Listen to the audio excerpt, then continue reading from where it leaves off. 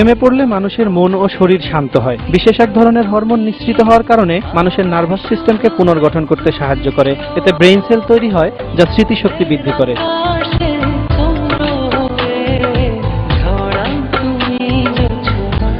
যদি কেউ তার কাঙ্ক্ষিত মানুষটির সঙ্গে কথা বলে তাহলে তার হার্টবিট 3 গুণ বেড়ে যায়। গবেষণায় দেখা গেছে এমন ক্ষেত্রে শরীরে স্বাভাবিকের চেয়ে বেশি মাত্রায় রক্ত চলাচল করে, যা স্বাস্থ্যের জন্য ভালো।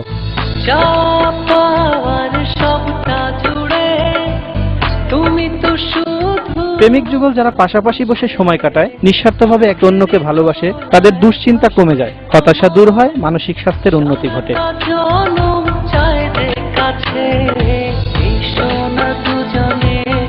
যাদের মনে ভালোবাসা নেই তাদের ইমিউন, এন্ডোক্রাইন ও কার্ডিওভাস্কুলার সিস্টেম ক্ষতিগ্রস্ত হয় বলে জানিয়েছেন মার্কিন the institute of research on unlimited লাভ।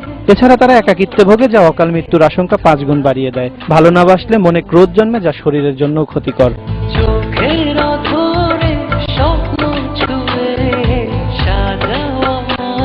ভালোবাসা এক মহা ঔষধের নাম। ভালোবাসায় জন্ম নেওয়া এন্ডোরফিন নামের হরমোন শরীরের ত্বককে নরম ও মসৃণ করে, বাড়ায় মুখের সৌন্দর্য। এমন তথ্য দিয়েছেন নর্থ ক্যারোলাইন বিশ্ববিদ্যালয়ের একদল গবেষক। ভালোবাসার অমর সৃষ্টি খুঁজে পাওয়া যায় বিশ্বখ্যাত কবি শেক্সপিয়ার, ওয়ার্ডসওয়ার্থ, রবীন্দ্রনাথ ও নজরুলের কবিতায়।